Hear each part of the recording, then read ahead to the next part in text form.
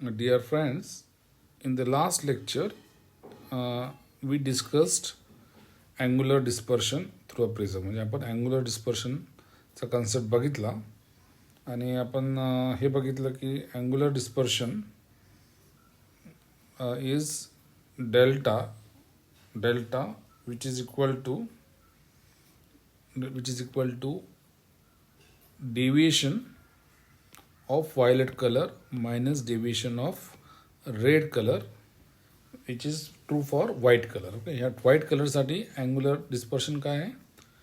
It is the difference between the deviation of the extreme two colors. दोन जे एक्स्ट्रीमला colours आहेत, एका टोकाला व्हायलेट आहे, दुसऱ्या टोकाला रेड आहे, या दोघांचं डेव्हिएशनचं subtraction that is called as angular dispersion. हे आपण शिकलो. आता अँग्युलर डिस्पर्शन नंतर डिस्पर्शन पॉवर किंवा डिस्पर्सिव्ह पॉवर हा कन्सेप्ट आपण डिस्कस करणार आहोत. So dispersive power is related to angular dispersion. Angular dispersion काय आहे? Delta V minus delta R. का व्हायलेट हा एक्स्ट्रीम कलर आहे आणि रेड हा दुसऱ्या टोकाला कलर आहे, right. So angular dispersion in the numerator upon mean deviation in the denominator. Mean काय याचा? Delta V plus delta R upon 2. So तुमचा फॉर्म्युला काय झाला? So the formula for measuring dispersive power is this: delta V minus delta R upon delta V plus delta R upon 2. म्हणजे हा डिनॉमिनेटरमध्ये आणि हा न्यूमरेटरमध्ये. हा झाला तुमचा फॉर्म्युला. हा जो फॉर्म्युला आहे, this is the formula for dispersive power omega. Okay, हाच फॉर्म्युला आपण वेगळ्या पद्धतीने पण लिहू शकतो. आपल्याला माहिती आहे की delta V is A into n minus 1. Delta is a into n minus 1, where a is the angle of prism, n is the refractive index.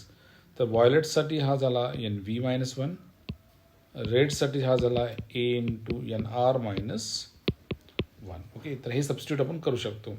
आणि आपण हे पण शिकलेलं आहे की हे जे 7 कलर्स आपण बोलतो, व्हायलेट, इंडिगो, ब्ल्यू, बी, वाय, ओ, आर. ओके, तर हा जो वाय ग्रीन पण आहे, ओके, जी ओ आर. ओके, जी ग्रीन पण आहे. तर त्याच्यामधला जो मधला कलर आहे तो येल्लो आहे. ओके, मधला कलर जो आहे तो येल्लो आहे. तर मीन जो कलर आहे, सो हा झाला equal to delta of yellow. Delta of yellow म्हणजे मीन झाला डेल्टा ऑफ येल्लो. मीन म्हणजे ॲव्हरेज किंवा मधला. ओके, सो फॉर्म्युला आता काय झाला? W omega is equal to delta V minus delta R upon delta Y, where delta Y is the dispersion of yellow color, delta V is the dispersion of violet color, and delta R is the angular dispersion of red color. Okay, हा formula झाला. किंवा याच्या टर्ममध्ये हा A into N V minus N R upon, कारण delta V is A into N V minus R आणि delta R is A into N R minus 1. Okay, refractive index, हा refractive index रेडचा, refractive index violet कलरसाठी, आणि हा येल्लोसाठी A into N Y minus 1. तर हा जर आपण इकडे टाकला असा तर आपल्याला हा फॉर्म्युला मिळेल,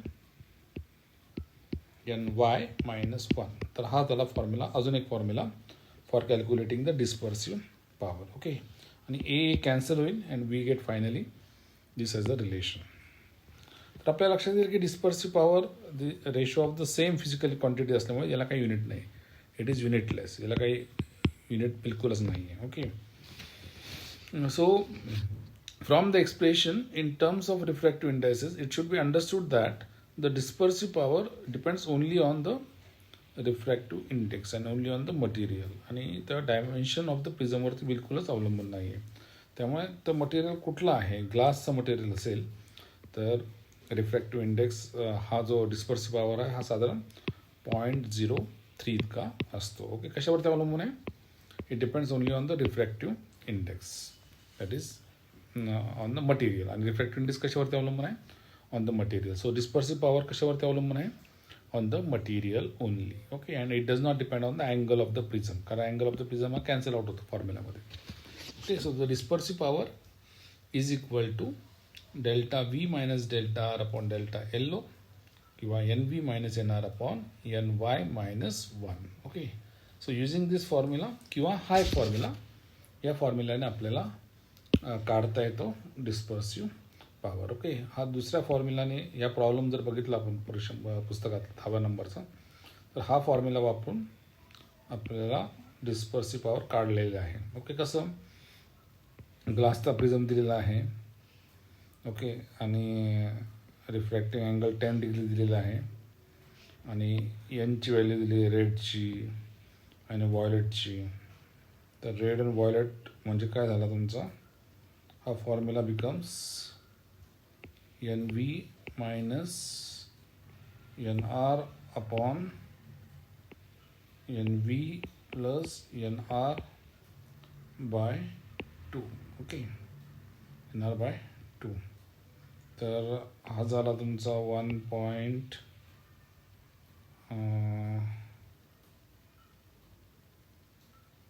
ए इंटू एन व्ही मायनस 1 ना. एक मिनट, आपण हे परत एकदा लिहूया. Okay, let me rub this.